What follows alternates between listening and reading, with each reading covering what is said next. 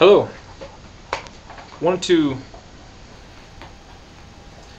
put some more thoughts out there for people.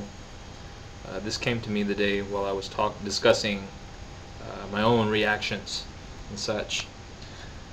This has to do with relationships and distancing oneself from other people, distancing yourself from people that you care about. And at the surface level, it doesn't make sense at all.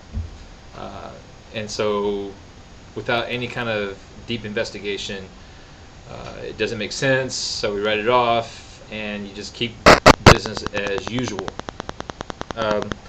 But in discussion today with my therapist, I came across the analogy that perhaps it was like the Spanish Inquisition, and I got a from her. So I said, well, if you take it literally, that the beliefs of the Spanish Inquisition, inquisitors, whomever, if their beliefs are valid, that there is a heaven, that one goes to heaven for eternity upon converting to their particular faith, if that is the truth, then not being of that faith puts you to a hell. If that is the literal truth, then yes, 15 minutes, an hour, a day, a week, a month, a year of torture is worth it for an eternity of salvation. Do the math. 50 years, 100 years of whatever torture is still better than eternity of damnation. So it is worth it to go through, in the minds of the inquisitors, this makes perfect sense. It's okay to torture you if the end result is I'm saving your eternal soul. That makes logical sense. I'm not condoning torture. That is not my point here. I'm trying to use this as a vehicle for some kind of understanding here. So think about that for a second.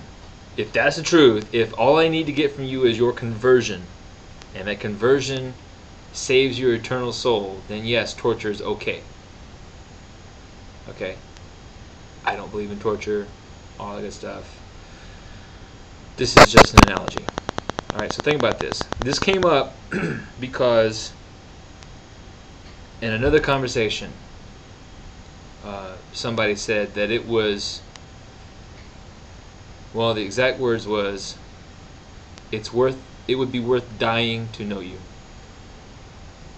And my initial reaction was, no, don't go there, don't do that, don't say that, no. But then I started thinking about the Spanish Inquisition and the logic behind that, and so here's something that brought out of myself that makes sense. It's worth it if there's something within us due to our our propensity for violence in combat. Say how easy it is for us to do this, or our experiences have tainted us, or whatever it may be. If there is something within us that is inherently damaged, or wrong, or corrupt, or evil, whatever it may be, there's something within me that I'm protecting you from. You being my mother, my significant other, my children, family members, close friends, whomever. I got to protect you from that, right? Follow me here. So if protecting you from that, same in a relationship, it's worth it if I punch you in the head. I'm not. But it's worth it to punch you in the head to where you go, oh my God, you are an asshole, and then you leave. Now because you leave, you are no longer going to be damaged by being in vicinity. Does that make sense? I mean, remember the Spanish Inquisition? The means is justified by the ends. The ends justify the means. So, not being contaminated by whatever we've gone through, whatever it is that's in us, that our guilt or whatever. Doing something to you to keep you at an arm's distance is justified. But being as how I'm in a relationship with you, I don't want to come up to you and punch you in the head. That I can't bring myself to do it. So instead of outright punching you in the head, maybe I ignore you. Maybe I just aren't as close anymore. Maybe instead I don't call, or I don't respond to your calls. Those are little punches in the head. And maybe after some of those, you'll get fed up and you'll leave. Maybe. And then by your leaving, you will not be therefore contaminated by whatever it is that we're carrying within us. This sounds kind of hokey to some people. It sounds hokey to me sometimes. But it was a very real concern of mine in the recent past, as I was with somebody, that I moved away from that person, because I was aware in my consciousness this person is now becoming less of a person for being around me.